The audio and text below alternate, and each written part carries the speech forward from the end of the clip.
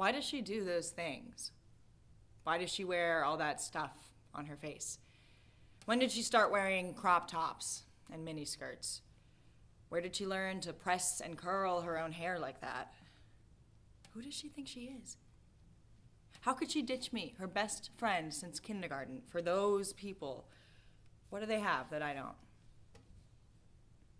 Yeah, Stacy and Melinda are popular and are on the cheer team.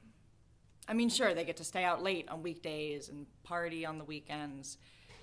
And not to mention that their families are super rich, but they don't have much more going on for themselves. They fail all their classes and they wear a shit ton of makeup. I bet they're super ugly and look like Kim Kardashian without it.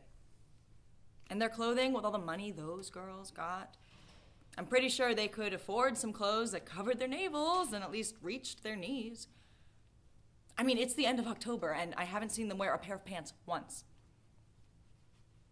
Not to mention, they do all that stuff for those no-good manho boys that go to our school.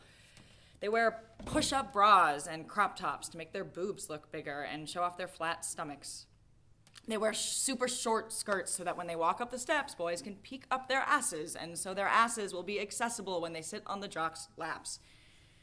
And they talk bad about everybody and treat people like they're not worth licking the scum between their toes.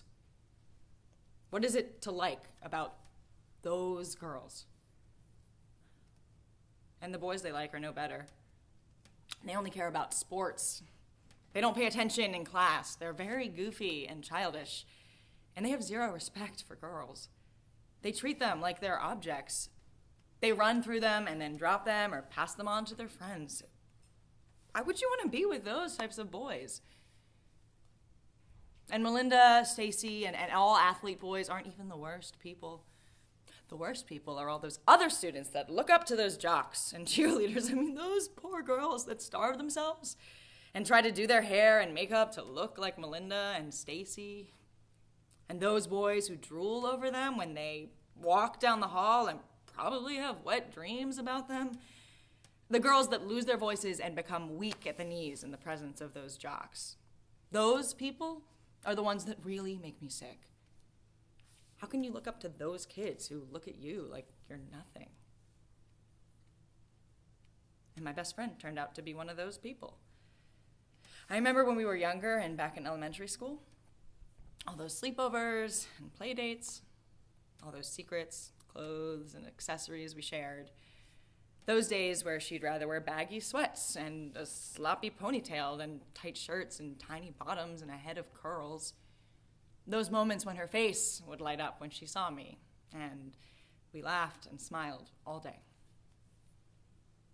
Now she looks at me the same way Melinda looks at chunky Chelsea when she runs laps in gym class, with pure and utter disgust.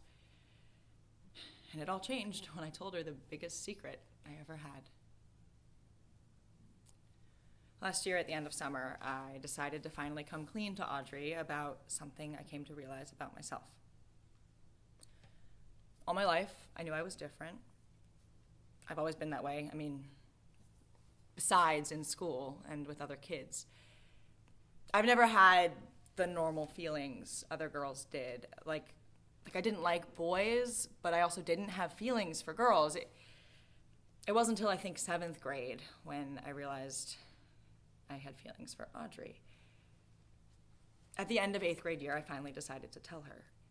I mean, after all, she was my best friend, and we never kept secrets, and I was hiding one for almost 2 years. So, the day of 8th grade graduation, I told her at my house after we ate dinner. I told her I liked her, and she said she liked me too. Then I said that I meant I liked her a lot. Like, more than friends. And she asked me, was I gay? I shrugged. And then she just flipped her shit. She called me all types of creeps and weirdos, and then she called her parents to come get her, and she went home. I didn't see her the whole summer after that, and when we started high school, she did everything in her power to make sure we were as separated as possible. Now look at us. She's one of the most popularest girls in school, and I'm the biggest outcast there is. I mean, I'm so emotionally unstable that I'm talking to a fucking psychiatrist.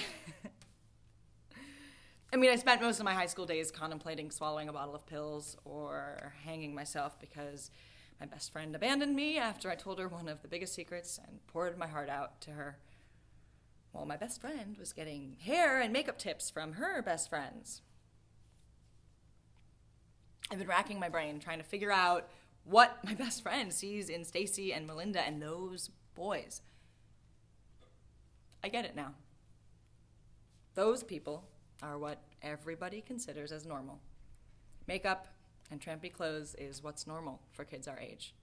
Going to parties and being wild and out of control teens is what's normal. Picking on people that are less than or different from you is normal. Boys liking girls and girls liking boys is normal.